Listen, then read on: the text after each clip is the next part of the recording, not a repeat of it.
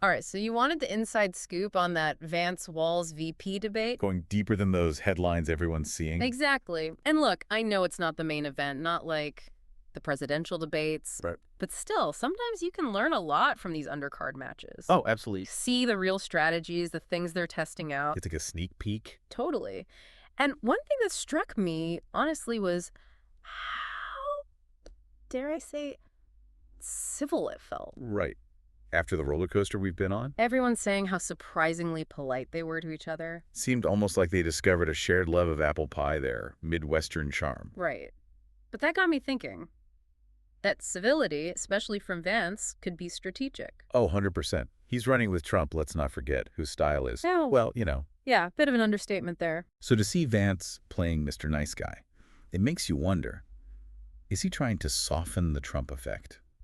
Win over those voters who were just tired of all the fighting. Especially in Ohio, right? It's swing state. Gotta be careful. Huge. And one of the articles you sent, it highlighted how Vance kept agreeing with Walz even when disagreeing with his policies, if that makes sense. How do you even do that? He actually said he found some of Walz's ideas halfway decent. Wow. I do not see Trump tweeting that anytime soon. Right. Which makes you think, how much of this is Vance trying to walk this tightrope representing the Trump base? But also not scaring off those moderate voters who might find that whole approach a bit much. Talk about a balancing act. Yeah. Especially when you've got January 6th looming over everything. Oof. Yeah, that elephant in the room, or should we say, riot on Capitol Hill. Mm. Not easy territory for Vance, especially after he said he wouldn't have certified the 2020 results. So how did that play out? Did he try to defend it? That's where it gets fascinating. He didn't fully endorse what happened January 6th, but he didn't condemn it outright either. So what, just tiptoeing around it? Tiptoeing, sidestepping, call it what you want. But that careful wording, both sides noticed that. Speaking of tightropes, we got to talk about abortion. Oh, absolutely. Roe v. Wade being overturned, that's changed the game completely. It's the issue for a lot of voters. And it's got both parties scrambling a bit, figuring out how to message it. So where does this leave Vance? Well, one of the articles you shared pointed out he's been using this phrase, pro-family. Pro-family. Okay, but what does that even mean in this context? Right. It's interesting because it signals a potential shift, even within the Republican Party. Go on. So instead of just focusing on restricting abortion, Vance is talking about supporting families. Okay, like what does that look like? He talked about paid family leave, affordable child care, things that would actually make it easier for mothers to afford raising kids. Trying to soften the image a bit. Exactly. It's a way to appeal to those suburban women, who were increasingly turned off by the hardline stance. It's risky. Oh, for sure. You can't win a national election on just a base, though. Nope. You need those swing voters. But speaking of risky, Walz had his own stumbles going into this thing. Oh, yeah, about those trips to China. Those articles you dug up, the whole thing about him being present during the Tiananmen Square protests. His team called it a misspeaking incident. Misspeaking. Right. So did he get the facts wrong, or what? A little muddy even after the debate. He admitted to some inaccuracies, how he described the trip, but insisted his main point that he's got firsthand experience with China was valid. Okay, so not a full-on scandal, but definitely an opening for Vance if he wanted to exploit it. Oh, he mentioned it.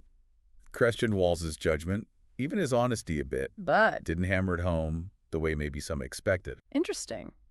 Why not go for the jugular? Maybe he thought it would make him look bad.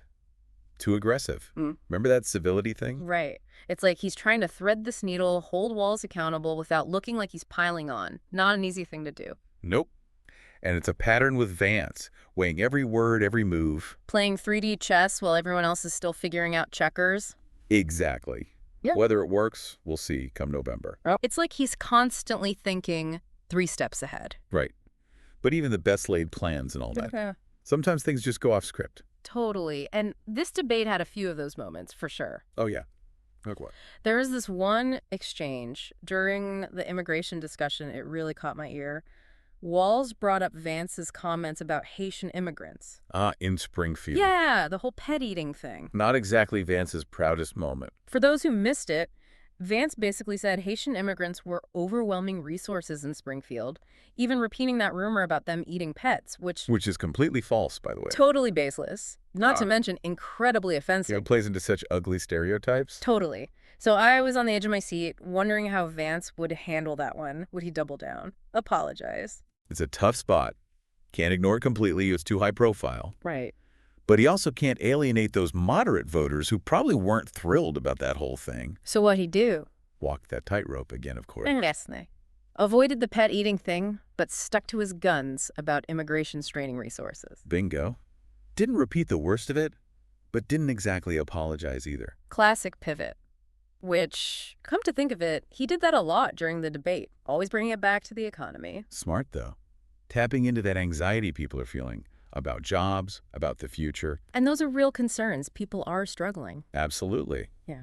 The problem is, those anxieties can be exploited.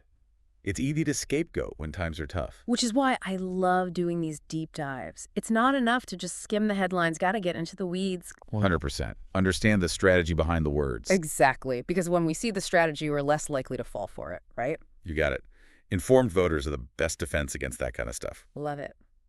Okay, so we've talked about Vance's tightrope act, but what about Walz? Any missteps from him?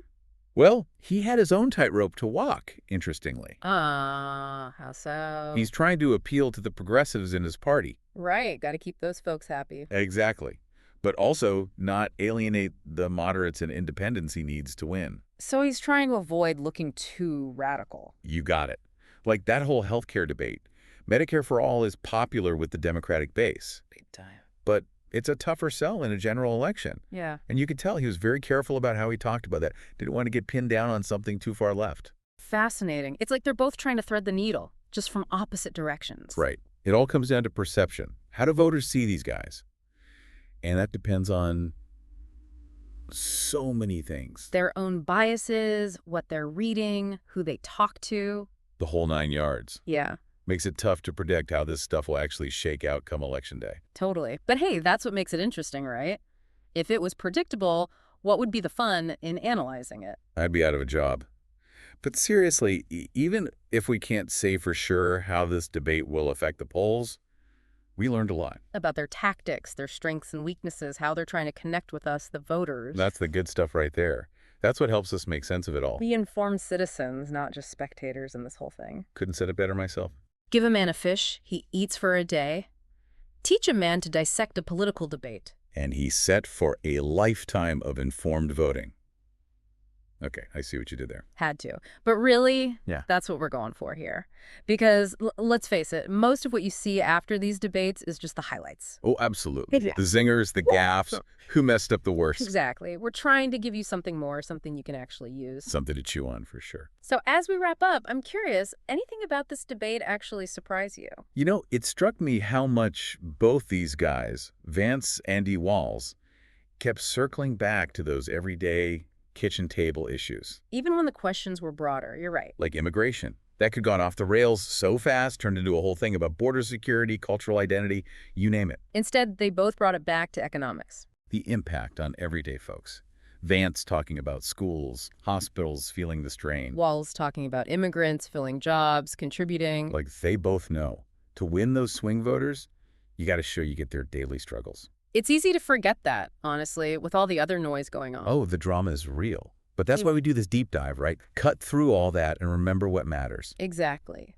So, to everyone listening, as you follow this election, keep those kitchen table issues front and center. You're a candidate, talk about immigration, healthcare, whatever it is. Ask yourself, how's this going to affect my life, my family, my community? That's the question that cuts through the BS every time. Couldn't agree more.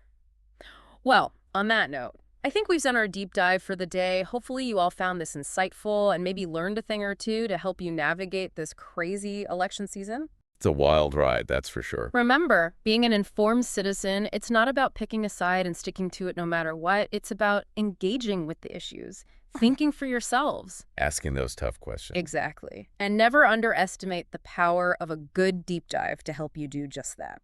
Until next time, everyone, thanks for joining us on the deep dive.